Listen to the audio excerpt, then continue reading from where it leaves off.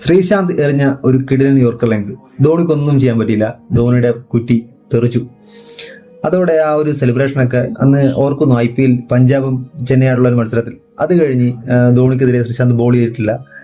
ഈ കഴിഞ്ഞ ഇന്റർവ്യൂവിൽ ശ്രീശാന്ത് പറഞ്ഞു, എനിക്ക് 22 മത്സരങ്ങളാണ് ധോണിക്കെതിരെ ബോൾ ചെയ്യാൻ പറ്റാതിരുന്നത്. അങ്ങനെ പറ്റിയിരുന്നെങ്കിൽ ധോണിയുടെ ആ എല്ലാ വിക്കറ്റും ശ്രീശാന്ത് സ്വന്തമാക്കിയാനെന്ന് പറഞ്ഞു.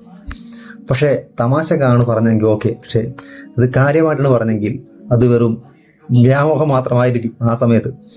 കാര്യം ശ്രീശാന്ത് എറിഞ്ഞ ആ ടൈമിൽ, അതായത് 2008 മുതൽ 2012 വരെ IPL പീക്ക് ഫോമിലായിരുന്നു മഹേന്ദ്ര സിംഗ് ധോണി. സാക്ഷാൽ സ്റ്റെയിൻ, അതായത് ആ സമയത്ത് 1-ാം നമ്പർ ബോളർ എന്ന് പറയുന്ന സ്റ്റെയിനെ എടുത്ത് തട്ടാമെങ്കിൽ ശ്രീശാന്തിനെ വെറും സിമ്പിളായിട്ട് ധോണിക്ക് തട്ടാൻ പറ്റും. അപ്പോൾ പറഞ്ഞു വന്നത്, തള്ളുമ്പോൾ കുറച്ച് മയത്തി തള്ളണം.